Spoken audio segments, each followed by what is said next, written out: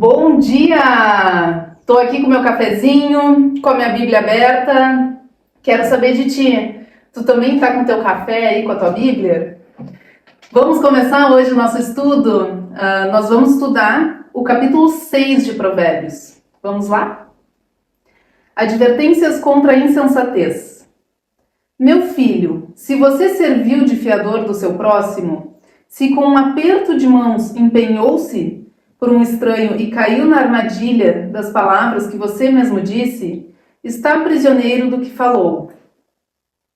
Então, meu filho, uma vez que você caiu nas mãos do seu próximo, vá e humilhe-se, insista, incomode o seu próximo, não se entregue ao sono, não procure descansar.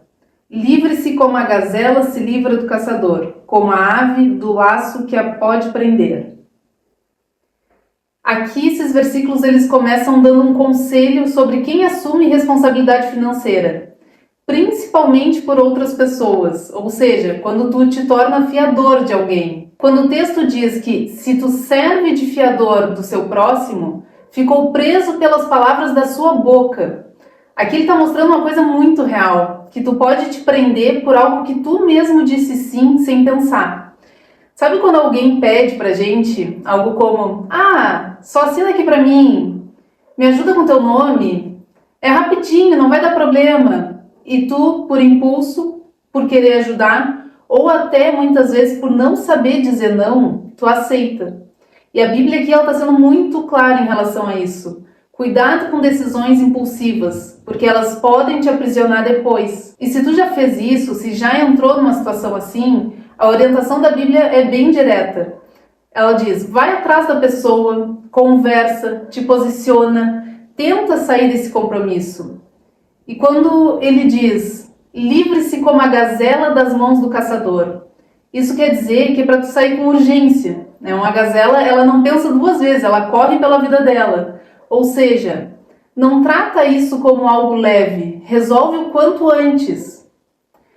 E agora, se a gente for mais profundo, tu consegue perceber que esse texto ele não está falando só sobre dinheiro. Ele fala sobre não assumir responsabilidades que não são tuas. Sobre não dizer sim para os outros por pressão, ou por culpa, ou por emoção. É sobre tu entender que toda escolha ela tem uma consequência e ter coragem de corrigir decisões erradas rápido. Porque muitas vezes a gente se torna fiador não só financeiramente, mas emocionalmente também. A gente assume problemas que não são nossos, tenta salvar todo mundo, se compromete além do que pode e depois se sente assim, se sente presa, sobrecarregada, ansiosa. Então esse texto, ele é um chamado para tu viver com liberdade e com responsabilidade. Como se Deus estivesse dizendo assim, não te prende por escolhas impulsivas. E se tu já te prendeu, não aceita viver assim. E seguimos. Observe a formiga, preguiçoso. Reflita nos caminhos dela e seja sábio. Ela não tem chefe, nem supervisor, nem governante. E ainda assim armazena suas provisões no verão e na época da colheita ajunta seu alimento. Até quando você vai ficar deitado, preguiçoso? Quando se levantará do seu sono, tirando uma soneca, cochilando um pouco, cruzando um pouco os braços para descansar? A sua pobreza o surpreenderá como um assaltante, e a sua necessidade lhe sobrevirá como um homem armado. Aqui fala sobre preguiça. Ele começa dizendo, observe a formiga, preguiçoso, reflita nos caminhos dela e seja sábio. Olha que forte isso. A Bíblia manda a gente aprender com um inseto. A formiga ela não tem chefe, ela não tem alguém mandando, ela não tem cobrança e mesmo assim ela trabalha. Ela se antecipa, ela se prepara, ela faz o que precisa ser feito sem depender de motivação. E agora trazendo para a nossa realidade, quantas vezes a gente fica esperando ter vontade, esperando ter motivação, o momento perfeito, para só então agir. A formiga ela não espera sentir vontade, ela simplesmente faz. E aí o texto continua mostrando que ela ajunta no verão, prepara o alimento na época certa. Ou seja, Ela entende o tempo das coisas, quando é tempo de plantar, quando é tempo de colher, e quem não respeita isso sofre depois. Então, um exemplo bem prático. Quando tu é a pessoa que deixa tudo para depois, né? Quando não te organiza financeiramente, não aproveita oportunidades, vive no improviso. No começo parece que não tem problema, mas um dia a conta chega. E aí vem a parte mais confrontadora. Até quando tu vai ficar deitado? Ó, preguiçoso. Quando se levantará do seu sono? Aqui não é sobre dormir, é sobre viver no automático. É sobre saber o que precisa ser feito e mesmo assim tu adiar. Apenas mais um pouco de sono, mais um pouco de descanso. Quem nunca pensou isso? Ah, hoje não. Ah, hoje eu não tô afim. Semana que vem eu organizo. E quando percebe, já passou tempo demais. E aqui o versículo ele termina alertando: a tua pobreza o surpreenderá como um assaltante. Ou seja, as consequências chegam de repente. Não é de um dia para o outro, né? Mas quando tu vê, já tá lá. Seja na tua vida financeira, na tua vida emocional, na tua vida espiritual. E esse texto, então, ele não fala só sobre preguiça física. É sobre negligência. É sobre a falta de disciplina. É sobre viver sem intenção. Ele, no fundo, é um chamado para tu ter mais responsabilidade. Resumindo, para de esperar sentir vontade. Precisamos fazer o que precisa ser feito, porque o nosso futuro depende disso. E continuamos. O perverso não tem caráter. Anda de um lado para o outro dizendo coisas maldosas. Pisca o olho, arrasta os pés e faz sinais com os dedos. Tem no coração o propósito de enganar. Planeja sempre o mal e semeia discórdia. Por isso, a desgraça se abaterá repentinamente sobre ele. De um golpe será destruído irremediavelmente. Aqui já muda o foco. Aqui ele começa a falar sobre o tipo de pessoa que vive no engano. Onde diz: o homem sem caráter, o perverso, anda com falsidade na boca. Ou seja, é alguém que vive mentindo, que vive distorcendo, manipulando. E não é só uma mentira isolada, é um estilo de vida. Sabe aquela pessoa que fala uma coisa para ti, fala outra coisa para outra pessoa, cria intriga, distorce as situações, né? Nunca é totalmente transparente. E é disso que o texto está falando. E aí ele continua. Pisca com os olhos, faz sinais com os pés e gestos com os dedos. Aqui mostra alguém que é cheio de joguinho, é aquela comunicação indireta, cheia de malícia. Por exemplo, a pessoa que fala indireta, né, pessoas que têm o hábito de fazer manipulação emocional, conversas com segundas intenções, aquele, eu não falei nada demais, sabe? Quem nunca já presenciou isso, né? Mas no fundo falou sim, machucou aquela pessoa. E no versículo 14 fala que tem no coração o propósito de enganar. Ou seja, não é só o que fala, é o que tem dentro. Essa é a pessoa que alimenta confusão, briga, divisão, que coloca um contra o outro, que faz leve trás, que gosta de um caos disfarçado de eu só comentei. E a Bíblia alerta: por isso a sua desgraça virá repentinamente. Isso aqui é a consequência, né, de ser uma pessoa assim. Pode até parecer que está tudo bem por um tempo, mas uma hora a conta vai chegar. E chega de repente. Como? Com relacionamentos quebram, a reputação cai, tudo desmorona. Se a gente trouxer isso para nós, não é sobre os outros. É um convite para olhar para dentro de nós mesmas. Será que eu tenho sido totalmente verdadeira? Será que eu falo com clareza ou eu fico dando indireta? Será que eu já plantei discórdia mesmo sem perceber? Porque às vezes não é algo escancarado, né? Mas são as pequenas atitudes que vão construindo isso. E no fundo esse texto é sobre integridade, sobre ser alguém limpa por dentro e por fora, como se fosse um alerta. Não viva de aparência, nem de manipulação, porque aquilo que é construído sobre uma mentira, uma hora cai, entende? E continuamos. As 6 coisas que o Senhor odeia, 7 coisas que ele detesta: olhos altivos, língua mentirosa, mãos que derramam sangue, coração que traça planos perversos, pés que se apressam para fazer o mal, a testemunha falsa que espalha mentiras e aquele que provoca discórdia entre irmãos. Aqui a Bíblia fala claramente, né?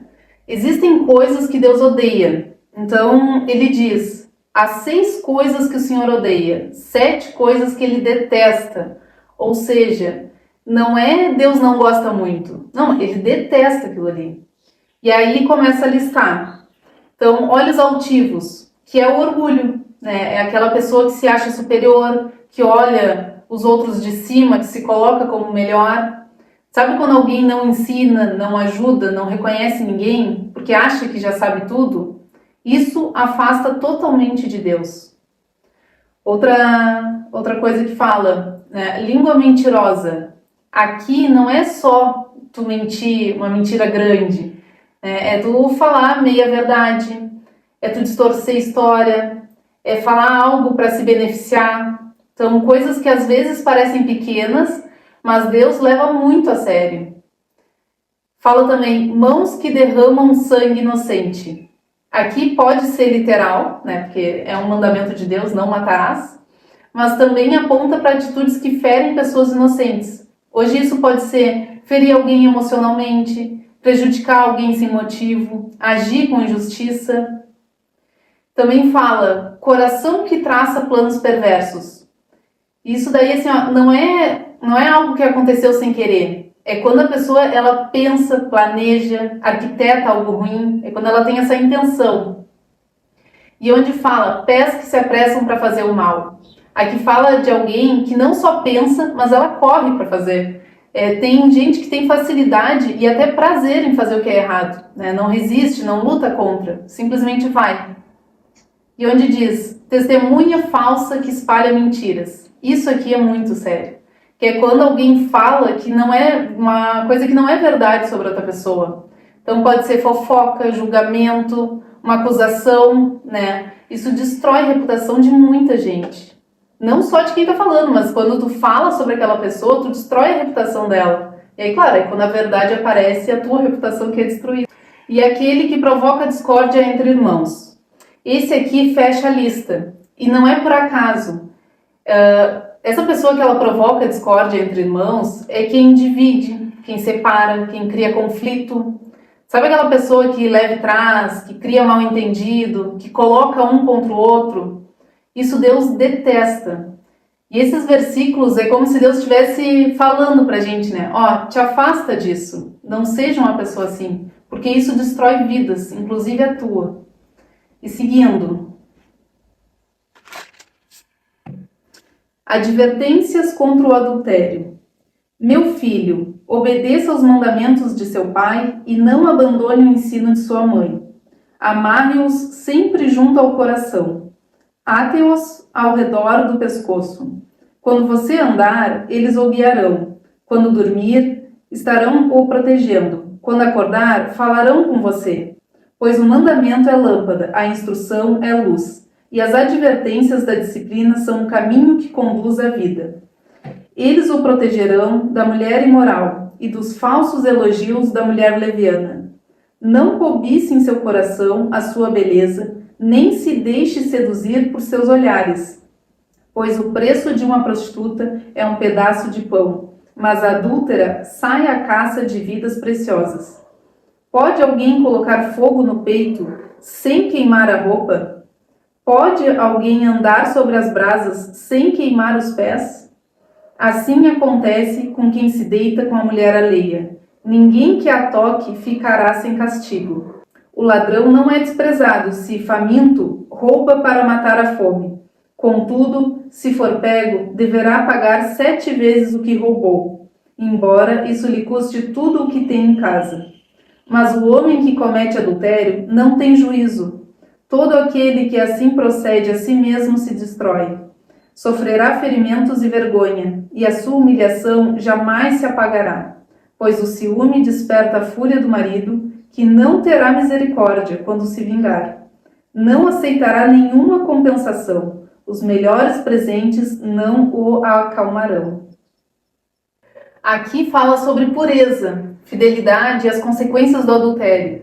Ele começa dizendo: guarde o mandamento de seu pai e não abandone o ensino da sua mãe. Ou seja, valoriza a instrução, leva isso contigo.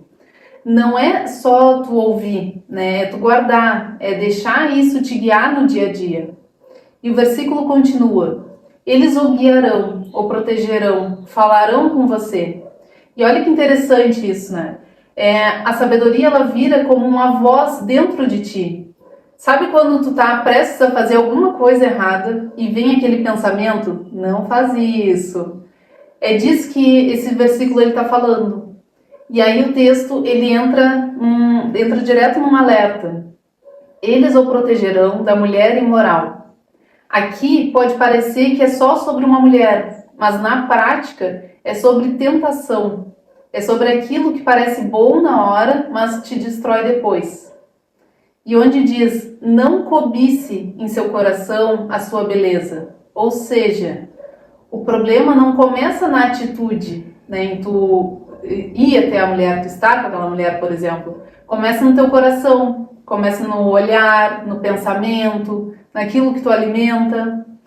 Um exemplo, tá? Conversas inofensivas que vão passando do limite, ou até mensagem que ninguém pode ver, alimentar o interesse por alguém que é comprometido, ficar flertando com situações que são perigosas. Nada disso começa grande, começa pequeno, né? Nas pequenas atitudes. E aí vem uma comparação muito forte. Pode alguém colocar fogo no peito sem queimar a roupa? A resposta é óbvia, né? É não. Ou seja, tu não brinca com isso sem se machucar. Não existe vou ir até certo ponto. E uma hora vai ultrapassar isso aí.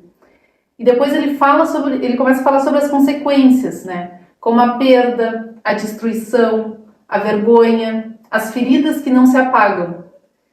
E aí faz o texto aqui, ele faz uma comparação interessante.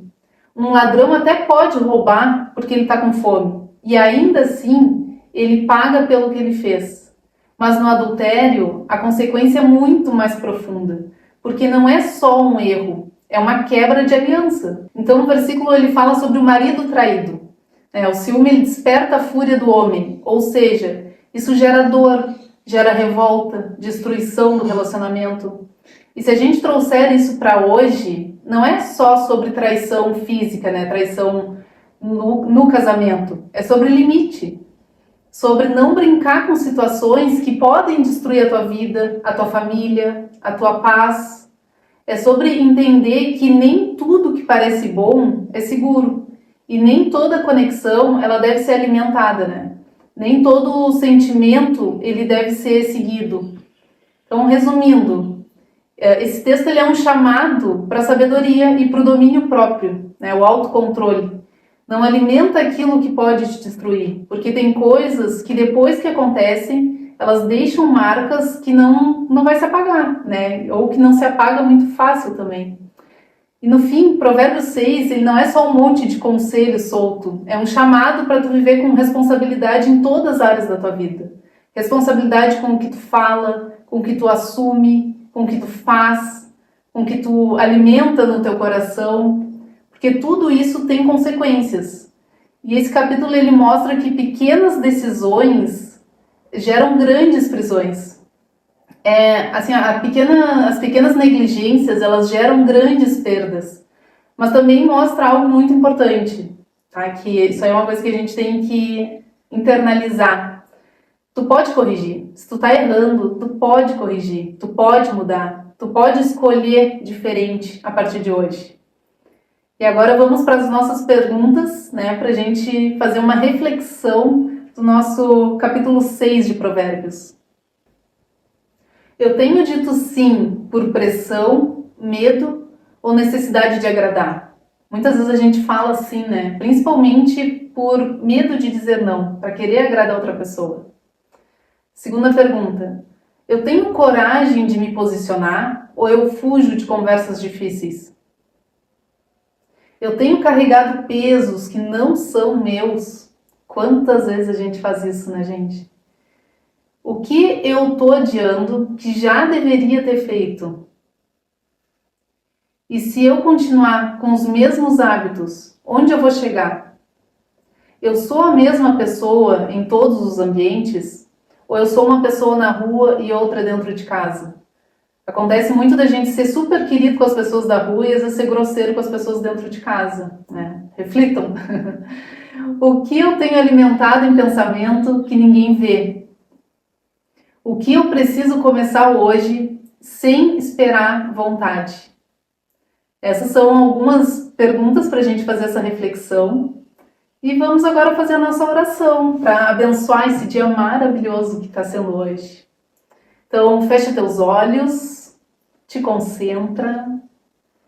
Pai, muito obrigada, Senhor, por esse momento contigo. Muito obrigada, meu Pai, pela tua infinita misericórdia, pelo teu amor, por nos deixar, Senhor, esse manual de vida. Esse manual que tem nos ensinado tanto, que nos mostra uma vida próspera, uma vida plena, uma vida cheia da tua presença, da presença do teu Espírito Santo. Senhor, abençoa a vida de cada pessoa que está assistindo esse vídeo, Senhor. Abençoa, Pai, com saúde, com prosperidade, com harmonia familiar, com a tua presença, não só na vida delas, mas na casa delas, na família delas, meu Deus. Obrigada, meu Pai, por tudo. Só tenho a te agradecer. Abençoa o dia de hoje, que seja um dia maravilhoso, cheio da tua presença, e que a gente possa, amanhã, começar mais um dia junto de ti de novo. Te agradeço, em nome de Jesus. Amém. E te agradeço também por tu estar aqui, e amanhã a gente se encontra para estudar o próximo capítulo. Um beijo!